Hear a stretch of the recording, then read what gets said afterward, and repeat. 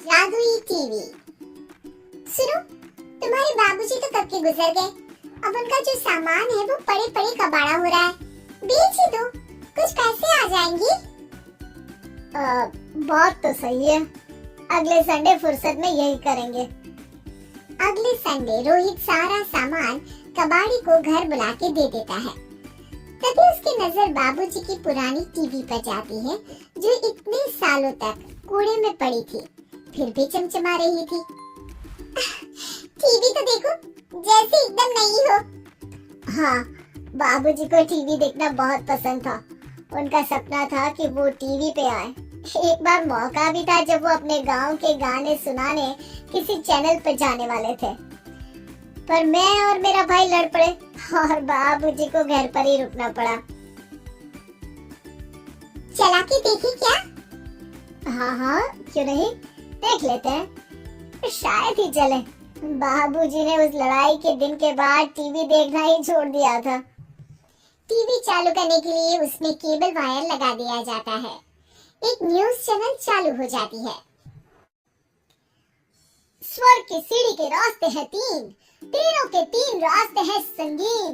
पहला रास्ता है सांप की बीन, दूसरा रास्ता घर में बिछा कालीन, तीसरा रास्ता कलकत्ता से चीन। ये क्या बकवास खबर है, कुछ अच्छा लगा दो। अरे आप बोलो तो सही, कोई अच्छी खबर सुना देता हूँ। मेरा तो काम ही खबर देना है। अरे बाप रे, टीवी बात कर रही है। हाँ, ये न्यूज़ वाला मुझसे। हाँ, आपसे ही तो बात करूंगा ना, आपके घर में हूँ तो। अरे ये सपना है क्या? तुम हमसे बात नहीं कर सकते? अरे सपना नहीं भाई साहब, ये टीवी जादुई टीवी है। बोलो क्या खबर सुननी है, वरना ब्रेक लेने का टाइम आ जाएगा। सुप्रिया घबरा के टीवी बंद कर देती है। वो क्या था? अरे एक बार और चालू करके देखे, फिर से बात करेगा तो चैनल बदल देंगे। सुप्रिया फिर टीवी चालू कर देती है। अरे ऐसा कोई मुंह पे टीवी बंद करके जाता है क्या? मुझे बुरा लगा आपका नेचर। चाय पानी तो पूछो। सुप्रिया टीवी के बटन से चैनल बदल देती है। अब टीवी पर एक फिल्म चल रही है। अरे ये तो सूर्यवंशम है ना? हाँ, और ये ठाकुर को जहर की खीर दे दी और उसको पता भी नहीं है। ए भाई, खीर मत पीना, उसमें जहर है, मत पीना। ठीक है महाशय, जैसा आप कहें। हाँ। अरे आपकी बात मान ली, पूरी पिक्चर ही अब तो बदल जाएगी। मतलब ये सच में जादुई टीवी है? तभी वहाँ कबाड़ी आ जाता है। भैया, टीवी के 150 रुपए दूंगा, चलेगा? अरे 1.5 करोड़ में भी ना दे तुमको ये टीवी हम। अरे 1.5 करोड़ खरीदने को होते तो तुम्हारे घर में ये पानी चाय नहीं पीता, अंबानी या टाटा के घर बैठा कोल्ड कॉफी पीता। रोहित कबाड़ी का हिसाब करके उसे वहाँ से चलता करता है और अपने भाई शशिकांत को फोन लगा के बुलाता है। शशि थोड़ी ही देर में वहाँ पहुँच जाता है। क्या हो गया भैया? अरे बाबूजी का टीवी याद है?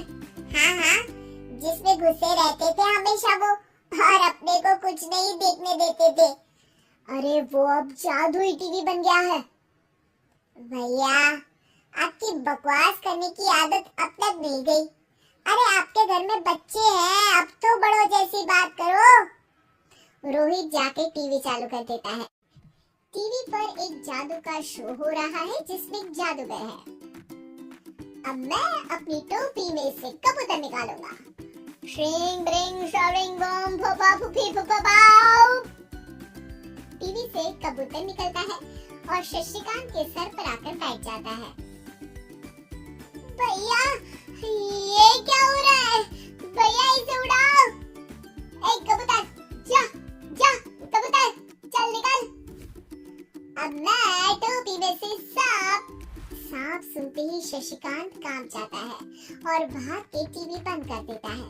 भैया, सॉरी भैया, मैं समझ गया, ये सच में जादुई टीवी है, पर एक बार और ट्राई करते हैं। पर भाभी, कोई दूसरा चैनल लगाओ जिसमें देती है और न्यूज लगा देती है। अरे कितने दिनों बाद मुझे याद आया, बताइए क्या खबर सुनाओ। और ये नया आदमी कौन है? ये मेरा भाई है शशिकांत। ओह यस, वही है ना जिससे तुम लड़ लिए थे किसी बात पे और तुम्हारे बुढ़ाओ पिताजी गुस्सा हो गए थे और टीवी को संन्यास दे दिया था। हैं? तुमको कैसे पता ये सब? इस टीवी में रहने वाले आदमी से लेकर कबूतर तक को तुम्हारे बाबूजी और तुम्हारी बातें पता है, इसीलिए तो ये जादुई टीवी है। ये टीवी क्या कर सकती है वैसे?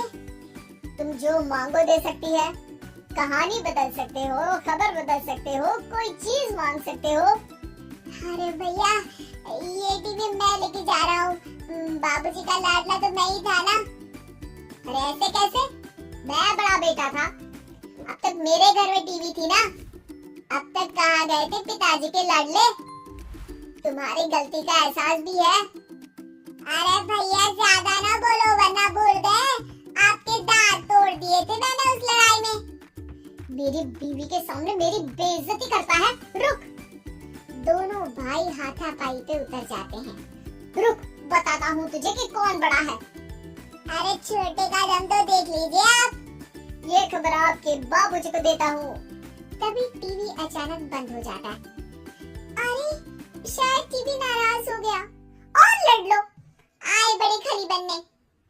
टीवी से एक तेज रोशनी निकलती है और टीवी में बाबूजी दिखाई देते हैं। बाबूजी आप इतना चकरा क्यों रहा है? अपने बाप को नहीं पहचानता क्या? ये तो ऐसा ही है बाबूजी। प्रणाम बाबूजी। अरे चुप कर, तुम दोनों ही उल्टे हो। तुम्हारी वजह से मैंने टीवी में आने के सपने को छोड़ दिया, तुम्हारी लड़ाई की वजह से। और तो और, जितना मैं अपनी बीवी को नहीं देखता था उतना टीवी को देखता था, वो भी छोड़ दिया तुम दोनों की लड़ाई की वजह से। और अब मरने के बाद जब मैंने टीवी को जादुई टीवी बना दिया तो भी तुम इसका फल लेने की जगह लड़ रहे हो। अरे तुम तो लायक ही नहीं हो। अब तुमको बाबाजी का ठुल्लू भी नहीं मिलेगा। बाबूजी चले जाते हैं। टीवी बंद हो जाता है। रोहित और शशिकांत गिड़गिड़ा के टीवी के सामने हाथ जोड़ के बाबूजी को बुलाते हैं, पर टीवी सिर्फ धुआं निकालता रहता है।